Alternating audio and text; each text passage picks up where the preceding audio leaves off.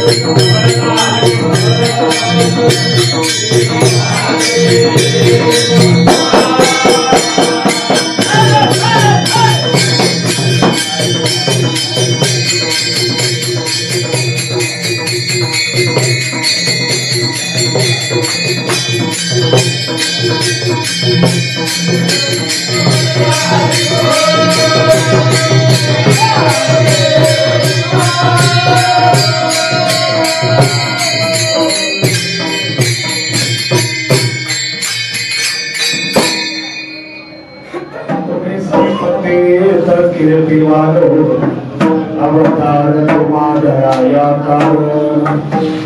उद्धराया जन जड़ कृपा वाढ़वया सुख भक्ति भाव धर्म पुराचारी राम विठोबा अवतार तुम्हारा कारण उद्धराया जन जड़ जीवा तुका मने गुण चंदनाचे अंगे तैसे तुम्ही जगे संतज अवतार तुम्हारा कारण उद्धराया जन जड़ जीवा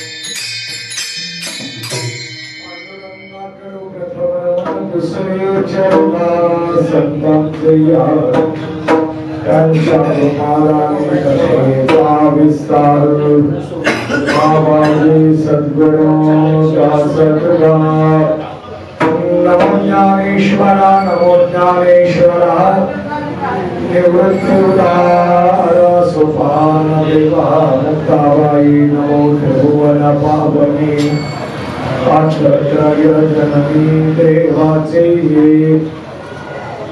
प्रस्तुत कीर्तन सेवेसाठी घेतलेला जो अभंग आहे देऊचे संत श्रेष्ठ जगद्गुरु तुकोबाराय यांच्या गाथ्यातील संतांची महती प्रकट करणारा चार चरणाचा सर्वांच्या पाठात अभंग राष्ट्रसंत गाडगे बाबांच्या 68व्या पुण्यतिथीच्या निमित्ताने आयोजित करण्यात आलेल्या कार्यक्रमातील आजच्या कीर्तनरूपी सेवेसाठी हा अभंग निवडलेला आहे। नियोजित वेळेमध्ये जो विचार पाहता येईल पाहण्याचा प्रयत्न आपल्याला करायचा आहे। प्रतिवर्षाप्रमाणे या ठिकाणी राशेकर फळ गुरुजी बुवा फळाच्या माध्यमातून आयोजित करण्यात आलेला कार्यक्रम परीट समाज आणि भजनी मंडळाच्या माध्यमातून दरवर्षी सप्ताहाचं आयोजन केलं जातं आणि अशा या कार्यक्रमामध्ये आजची गुलालाची सेवा माझ्याकडे सोपवली। हरिभक्तीपरायण गणेश वारे महाराज सर्व संयोजक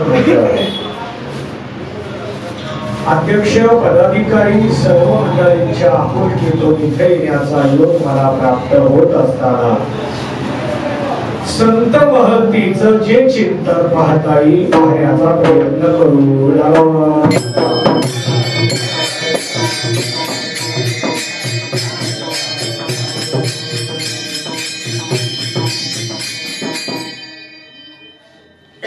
प्रस्तुत अभंगामध्ये संत कार्याचा विचार मांडत असताना 3 विशेषणांनी संत लक्षण मांडलेलं आहे, प्रगट केलेलं आहे। संतांच्या बाबतीमध्ये त्यांच्या अवतार कार्याचा विचार प्राधान्याने केला जातो। यामध्ये आज राष्ट्रसंत गाडगे बाबांचा विचार आपल्याला पाहावा लागणार आहे। गाडगे बाबांनी अवताराला येऊन काय केलं, जन्माला येऊन काय केलं, आपल्या जीवनाची वाटचाल कशी होती, आपल्या जीवनाच्या वाटचालीतून समाजाला, जगाला, विश्वाला कोणता संदेश दिला, हा आजच्या निमित्ताने खूप महत्वाचा ठरतो। गाडगे बाबा हे त्यांचं नाव नाही, त्यांच्याकडं कार्य करण्यासाठी जी सामुग्री होती त्यामध्ये गाडगं होतं। ते डोक्यावर असायचं अर्ध गाडगं, ते डोक्यावर असायचं, हातामध्ये खराटा असायचा आणि गाव परिसर स्वच्छ करण्यासाठी त्यांचा नेहमी अट्टहास असायचा आणि त्यांच्या डोक्यावर असलेल्या मातीच्या भांड्यामुळे म्हणजे गाडग्यामुळे त्यांना सगळे जण गाडगे बाबा म्हणू लागले।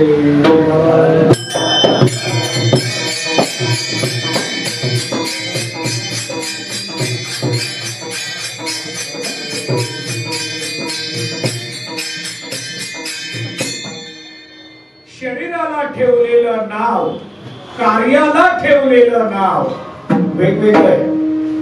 अनेकांच्याकडे कार्याला नाव ठेवलं जातं, त्या कार्यावरून त्यांची ओळख समाजामध्ये असते। तसं गाडगे बाबांच्या बाबतीमध्ये त्यांच्या कार्यावरून त्यांची ओळख होती, म्हणून त्यांना राष्ट्रसंत असं संबोधलं जाऊ लागलं। त्यांनी आपल्या जीवनामध्ये काय केलं, गावातली मंदिरं, मंदिर परिसर, गाव स्वच्छ करण्याचा प्रयत्न केला। बाह्य स्वच्छता आणि संतांकडून घडणारी केली जाणारी अंतर स्वच्छता या 2 गोष्टी इथं विचारात घेता येतात। त्यामध्ये बाह्य स्वच्छतेमध्ये आपल्या जीवनामध्ये 3 गोष्टी खूप आवश्यक असतात: अन्न, वस्त्र आणि निवारा. यातलं वस्त्र स्वच्छ करून कडक करण्याचं काम जो समाज करतो त्यांना परीट समाज असं म्हटलं जातं. ते कपड्याला स्वच्छ करतात, तसं गाडगे बाबांनी गावाला स्वच्छ करण्याचा प्रयत्न केला. मग आपल्याकडं कपडे स्वच्छ असावे का मन स्वच्छ असावं?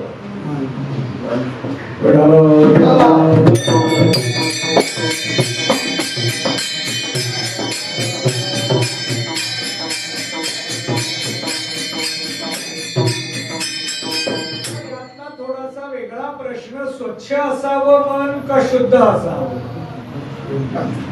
स्वच्छता वेगळी आणि शुद्धता वेगळी आहे.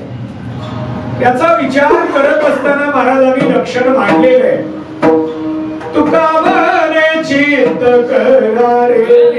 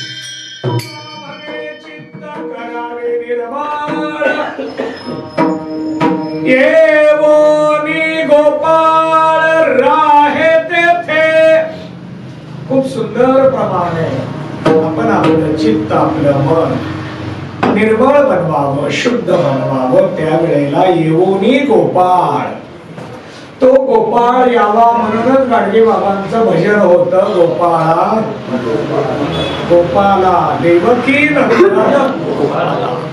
गोपाला. कशासाठी? गोपाळ यावा. हा गोपाळ कधी येतो? शुद्धतेनं येतो. शुद्धता असली पाहिजे त्यावेळेला तो गोपाळ येऊनी गोपाळ राहे तेथे. गोपाळ हा तिथं येऊन राहतो, तिथं तो वास्तव्य करतो. पण त्याच्यासाठी चित्ताची, मनाची शुद्धता ही आवश्यक आहे. काही जण म्हणतील मनाला शुद्ध करायचंय, पण मन मलिन झालं. कशाने मलिन झालं? मन मलिन आहे, परंतु त्या मालिन्याचा विचार अध्यात्म सांगतं 3 दोषांनी मलिन आहे. मन, विक्षेप आणि आवरण. 3 दोष आहेत म्हणून मलिन आहे. साध्या शब्दात बोलायचं झालं तर पापानं आणि विकारानं मलिन आहे.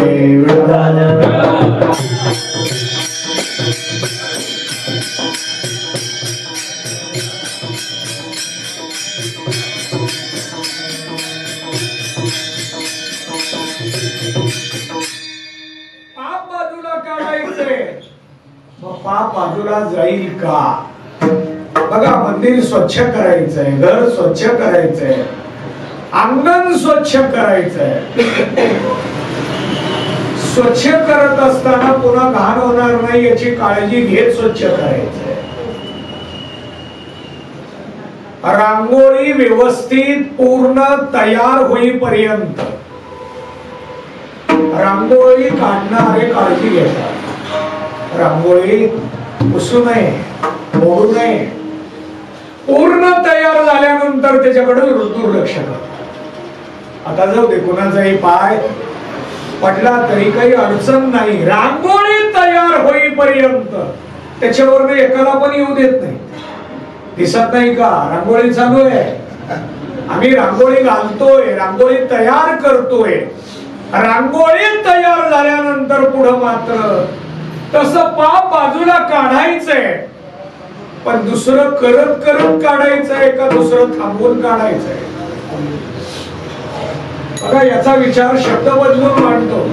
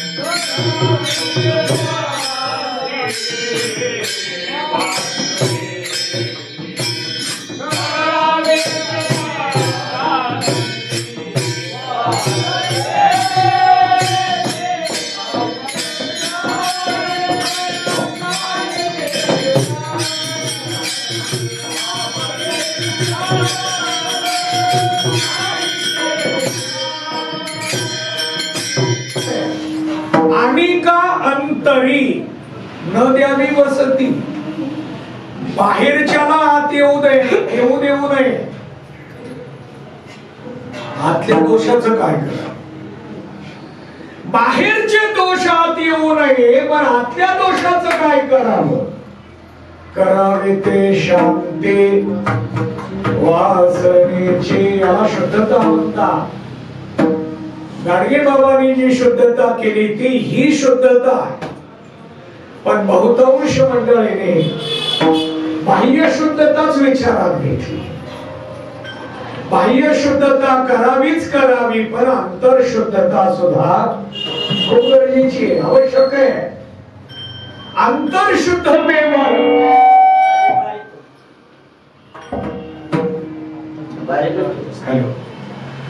अंतर शुद्धतेवर साध्य प्राप्ती अवलंबून आहे.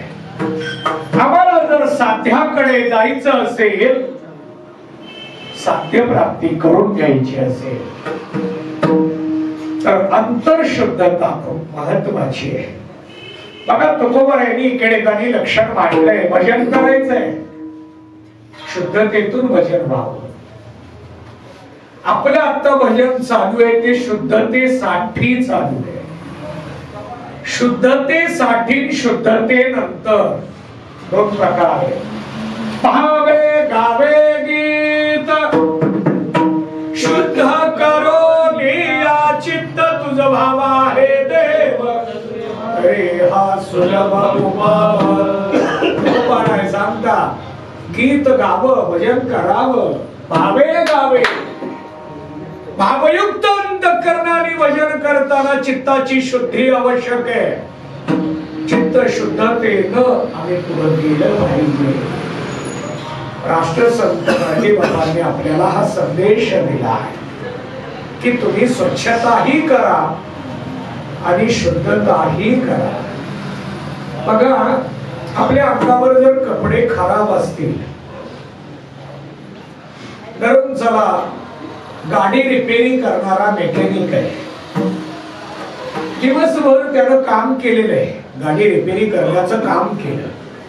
त्याच्या अंगावरचे कपडे स्वच्छ राहतील का? नाही, खराब झालेले असतात, मळलेले असतात. तरी तो खाली बसताना घाण आहे तिथं बसतो का स्वच्छ आहे तिथं बसतो? अंगावरचे कपडे जरी घाण असले तरी मनुष्य घाणीमध्ये बसत नाही. अहो माणूस घाणीने बसत नाही तर देवानं आपल्या अंतःकरणातल्या घाणीमध्ये कसं यावं? मनातली घाण बाजूला काढल्याशिवाय देव कसे येतील? आणि म्हणून ती घाण काढण्यासाठी ज्यांचा अवतार आहे त्यांना संत म्हणतात. संत महात्मे ही घाण स्वच्छ करतात, बाजूला काढतात. बाजूला काढणाऱ्या संतांचा विचार आपल्या समोर मांडलेला, त्या संतांचं लक्षण मांडत असताना 3 विशेषणांनी महाराजांनी लक्षण मांडलं. प्रस्तुत ग्रंथाचं पहिलं चरण.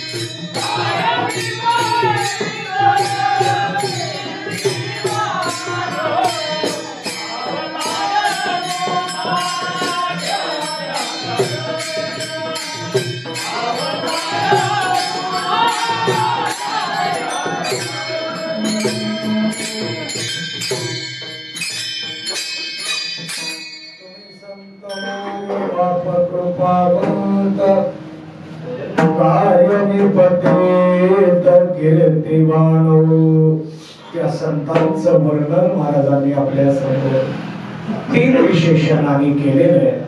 त्या संतांना माय म्हटलं, त्या संतांना बाप म्हटलं आणि त्या संतांना कृपावंत असं म्हटलेलं आहे. संतांच्या बाबतीमध्ये वेगवेगळे विशेषण का द्यावी लागतात? संत कळावे याच्यासाठी विशेषण आहे.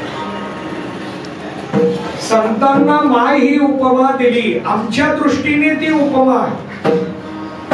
संत संत आहे, संतांचा अधिकार तिथपर्यंत आपण पोहोचू शकत नाही, पण त्यांना ओळखण्यासाठी व्यावहारिक आपल्याला माहित असलेले शब्द मांडून आपल्या समोर त्यांचं श्रेष्ठत्व, त्यांची महती मांडण्याचा प्रयत्न केला जातो.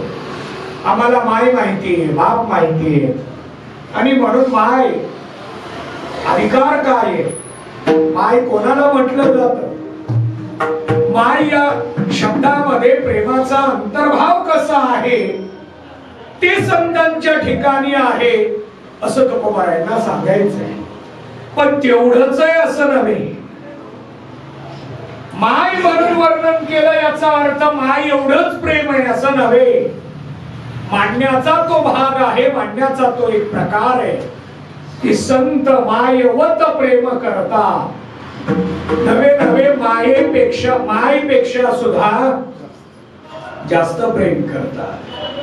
कारण माय फक्त स्वतःच्या मुलावर प्रेम करते.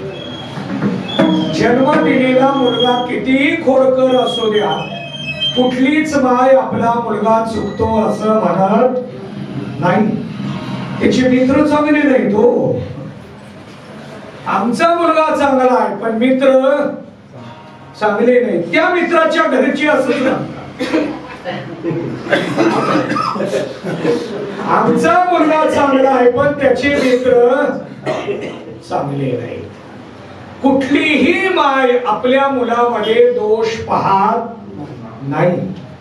जरी दुसरे दाखवायला लागले तरी तिला ते दोष तिथं दिसत नाही. तिला माय म्हणतात. संतांचं असं आहे का? अहो संत महात्मे या दोषाच्या पलीकडचं पाहतात. गुण दोष याती न विचारी काही, धाव दिला पायी आपुलिया. गुण दोष बाजूला ठेवून सर्वांना जवळ करतात, गुणामध्ये वृद्धी करतात, दोष बाजूला काढतात.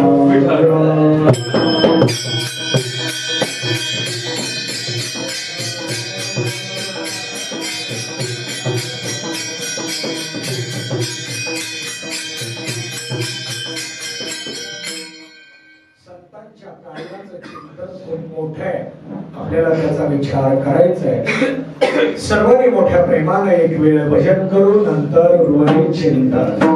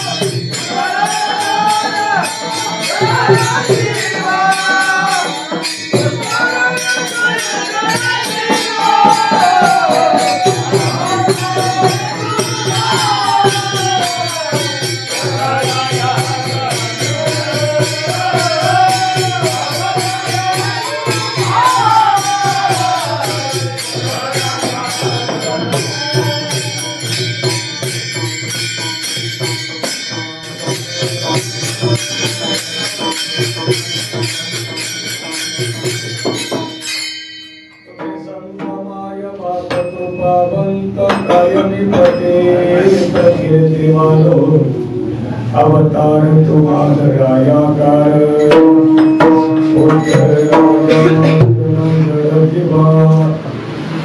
जगद्गुरु महाराजांच्या नावाच्या अनुषंगाने आपण राष्ट्रसंत महाराजांच्या 68व्या पुण्यतिथीच्या निमित्ताने त्यांच्या कार्याचा थोडासा विचार पाहण्याचा प्रयत्न आपला चालू होता। प्रत्येक संतांनी आपला जीवनामध्ये कार्याच्या माध्यमातून एक वेगळा ठसा निर्माण केलेला आहे। ज्ञानोबांनी ज्ञानेश्वरीच्या माध्यमातून ठसा निर्माण केला, तसा राष्ट्रसंत गाडगे बाबांनी स्वच्छतेच्या माध्यमातून ठसा निर्माण केला। स्वच्छता ही सर्व ठिकाणी आवश्यक आहे, उपयोगाची आहे। बाह्य स्वच्छता, अंतर स्वच्छता असा मी दोन प्रकारामध्ये विचार मांडत होतो आणि यामध्ये स्वच्छतेबरोबर शुद्धतेला सुद्धा एवढंच महत्व आहे। करुणाने आम्हाला शिकवलं की मनुष्याने स्वच्छ राहिलं पाहिजे। करुणाने आम्हाला सांगितलं वेळोवेळी हात स्वच्छ केले पाहिजे, कुठेही हात लावून चालणार नाही। एका व्हायरसने आम्हाला सगळ्या जगाला शिकवलं की जीवनात स्वच्छता किती गरजेची आहे। संत गाडगे बाबा आपल्या हयातीत जन्मभर सांगत होते की स्वच्छता केली पाहिजे, स्वच्छता केली पाहिजे, स्वच्छता असली पाहिजे। पण आम्हाला ती लक्षात आली नाही. पण एक व्हायरस जगाला शिकवून गेला की स्वच्छता किती गरजेची आहे, किती आवश्यक आहे. आणि मग आम्ही जाग झालो. आता खरं जाग झालोय का पुन्हा वेगळा प्रश्न आहे, पण व्हायरसने आम्हाला जाग करण्याचा प्रयत्न केला. आणि म्हणून शासनाने स्वच्छता डे निर्माण केला. डे म्हणजे दिवस. अलीकडच्या काळात वेगवेगळे डे झाले, दिवस झाले. मातृ डे म्हणजे मदर्स डे, फादर्स डे. तसा स्वच्छतेचा एक डे निर्माण झाला. म्हणजे त्यांच्या मते या एका दिवशी तरी स्वच्छतेला महत्व द्या आणि तो दिवस स्वीकारून वर्षभर स्वच्छता ठेवा. हा संदेश राष्ट्रसंत गाडगे बाबांनी आपल्याला दिलेला. त्यांचं पुण्यस्मरण आहे, पुण्यतिथी इथं समाजाच्या माध्यमातून, संयोजकांच्या माध्यमातून दरवर्षी साजरी केली जाते. अनेक वर्षापासून इथं हा कार्यक्रम चालतोय आणि त्यामध्ये माझ्याकडं गुलालाची सेवा आदरणीय गणेश महाराज आणि संयोजक मंडळ यांनी सोपवली. परंपरेनं पूर्वी आमचे बापू इथं गुलालाचं कीर्तन करायचे.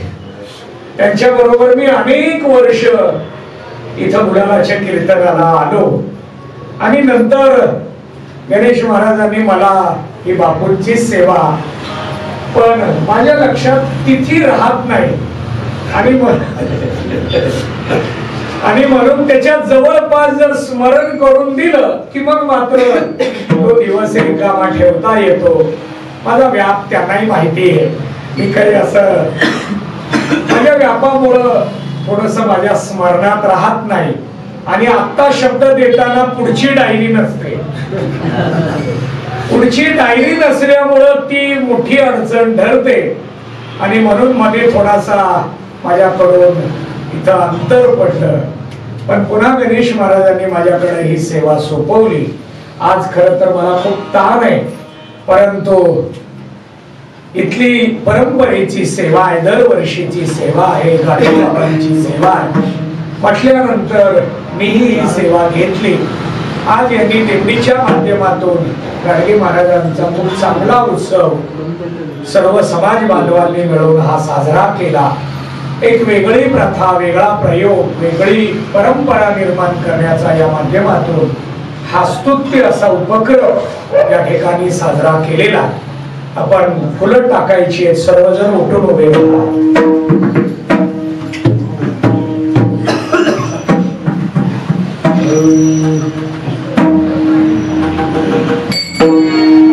बाहेरची मंडळी आत या, उठून उभे राहा. पुंडलिका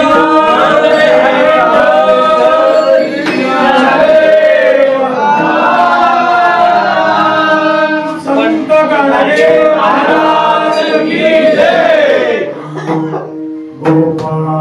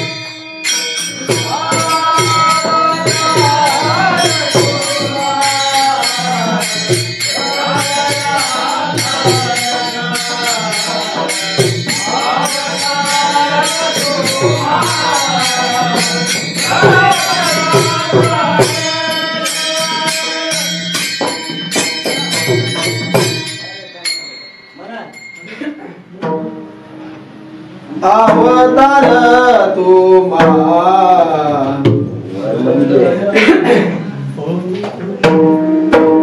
अवतार तुम्हा दराया कारण अवतार तुम्हा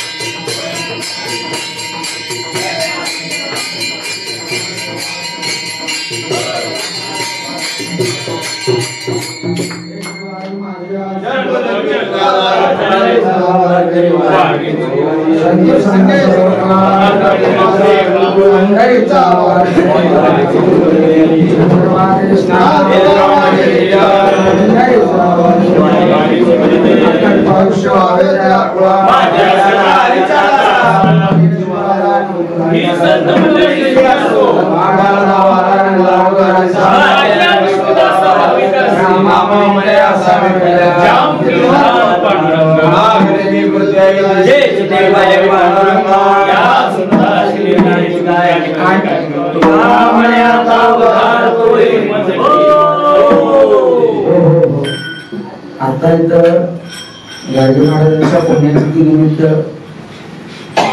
हरिभक्तपरायण सुधाकर महाराज इंगळे यांची कीर्तन सेवा संपन्न झाली. आपल्याला बऱ्याच जणांना माहित नाही, आज त्यांची रामकथा पंढरपुरात होती. पंढरपूरला जाऊन रामकथा करून परत आपल्या कीर्तनासाठी महाराज इथं आवर्जून आलेले आहेत. परत उद्या रामकथेसाठी पंढरपूरला त्यांना जायचं आहे. खरं तर आज त्यांची धावपळ खूप होती, पण आपल्या सर्वांचा मान ठेवून ते इथं उपस्थित राहिले त्याबद्दल त्यांचं ऋण व्यक्त करतो. तसंच उद्या रात्र 8 ते 10 हरिभक्तपरायण नागनाथ महाराज रणकोटे यांची कीर्तन सेवा होईल, तरी सर्वांनी श्रवणाचा लाभ घ्यावा.